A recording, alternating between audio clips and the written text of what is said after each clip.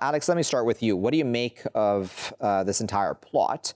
Do you believe that at some level the U.S. government would have at the very least been aware?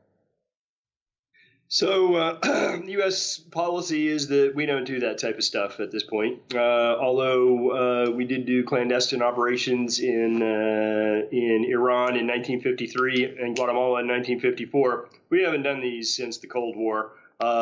It's actually against the law to plot against a foreign government ever since the Neutrality Act of 1794. And so I expect to see some prosecutions out of this. Also, if the American government was involved, you wouldn't see that picture of that passport right there. There's enough talent in the American government that they would not do an operation that was so ham-handed.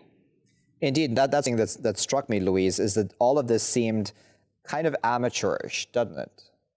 Well, not really. The problem is that you need to understand what is going on inside the opposition in Venezuela. What's happening here is that they are actually fighting each other at the moment, and they've been fighting each other for a long time, to the point that back in January, the National Assembly in Venezuela elected actually a new set of leaders, and the opposition led by Juan Guaido didn't even recognize them. So the opposition is fractured into what is called the Guaido lovers, basically people that only follow whatever Guaido agenda is, and other members of the opposition, and nevertheless, obviously, the government of Nicolas Maduro. Now, I have to start by saying that implying that the United States government doesn't know anything is an absolute fallacy, because, first of all, since when the United States doesn't know anything about what's happening internationally, nevertheless, with people and interests that they are actually paid for.